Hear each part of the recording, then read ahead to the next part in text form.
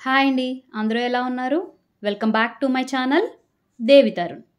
ఈరోజు మనం చేసుకోబోయే రెసిపీ వచ్చేటప్పటికి మనందరికీ దోసకాయ తెలుసు కదండి. దోసకాయ కాంబినేషన్తో పెసర వడియాలండి. ఈ కర్రీ అనేది చాలా బాగుంటుంది. దోసకాయ ప్లెయిన్గా మనం కర్రీ చేసుకుని తింటూ ఉంటాం కదా. అలా చాలామందికి నచ్చదు, నాకు కూడా నచ్చదు ఓన్లీ ఉత్తి దోసకాయ తినాలంటే. అందుకనే మా అమ్మమ్మ ఇంతవరకు ఈ రెసిపీ అనేది చేసేదండి. చాలా బాగా వచ్చేది. ఎలా చేసుకోవాలో చూసేద్దాం. ముందుగా ఇంగ్రీడియంట్స్ వచ్చేటప్పటికి ఉల్లిపాయలు, పచ్చిమిరకాయలు, టొమాటోస్, దోసకాయ ముక్కలు అండ్ పెసర వడియాలండి. ఇవి కూడా ఇంట్లోనే పట్టిన పెసర వడియాలన్నమాట. ముందుగా ఒక ప్యాన్ తీసుకుని ఆయిల్ పోసుకొని ఆయిల్ హీట్ అయిన తర్వాత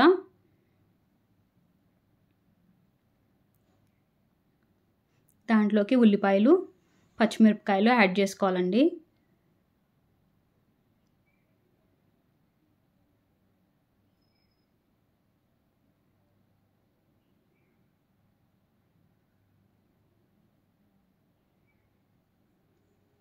అల్లం వెల్లుల్లి పేస్ట్, కొంచెం ఉప్పు, పసుపు ఇవన్నీ వేసి అల్లం వెల్లుల్లి పేస్ట్ పచ్చివాసన పోయేంత వరకు ఫ్రై చేసుకోవాలండి.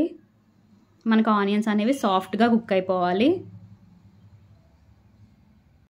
ఆనియన్స్ అనేవి కుక్ అయిపోయిన తర్వాత దీంట్లోకి టొమాటోస్ యాడ్ చేసుకోవాలండి. టొమాటోస్లో వాటర్ అనేది ఉంటుంది కాబట్టి వాటర్ అంతా పోయి టొమాటోస్ అనేవి సాఫ్ట్గా కుక్ అయ్యేంత వరకు కుక్ చేసుకోవాలి.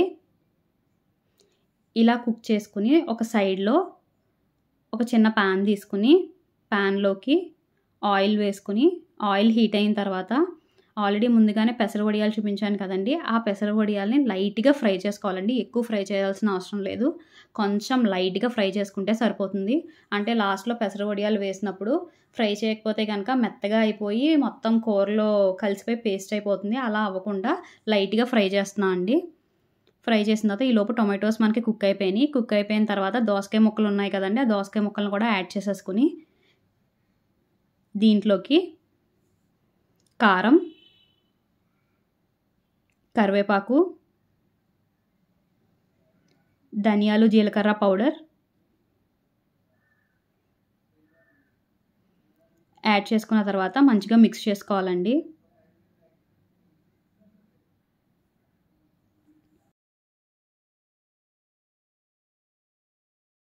ఇలా మిక్స్ చేసుకున్న తర్వాత ఒకవేళ దోసకాయలో కొంచెం వాటర్ ఏమైనా ఉంటే కనుక వాటర్ పోయేంత వరకు మూత పెట్టుకొని ఒక 5 మినిట్స్ అలా మగ్గించుకోవాలి. అదిగో చూసారా వాటర్ అనేది తేలుతుంది కదండి. ఆ వాటర్ అనేది ఎగిరిపోయేంత వరకు ఇలా మంచిగా కుక్ చేసుకోవాలి. కుక్ చేసుకున్న తర్వాత అప్పుడు కొన్ని వాటర్ యాడ్ చేసుకుంటే సరిపోతాయండి. ఎక్కువ కాదు, ఒక చిన్న గ్లాస్ వాటర్ అనేది యాడ్ చేస్తున్నాము. వాటర్ యాడ్ చేసుకుని మూత పెట్టుకొని సిమ్లో ఒక 5 మినిట్స్ కుక్ చేసుకోండి.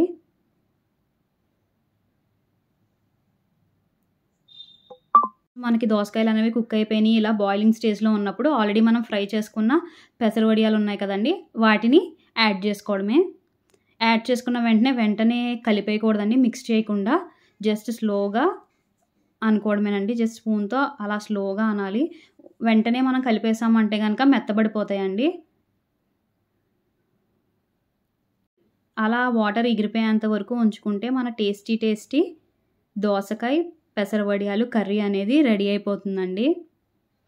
ఇలా ఒకసారి ట్రై చేయండి. టేస్ట్ కూడా చాలా బాగుంటుంది. ఒకవేళ దోసకాయలు ఎవరైనా పిల్లలు కానీ పెద్దవాళ్ళైనా సరే ఎవరైనా ఒకవేళ తినడానికి ఇంట్రెస్ట్ చూపించకపోతే కనుక ఇలా ఒకసారి ట్రై చేసి చూడండి. చాలా ఇష్టంగా తింటారు. ఈ వీడియో కనుక మీకు నచ్చినట్టయితే please like, share and subscribe to my channel. Thank you for watching.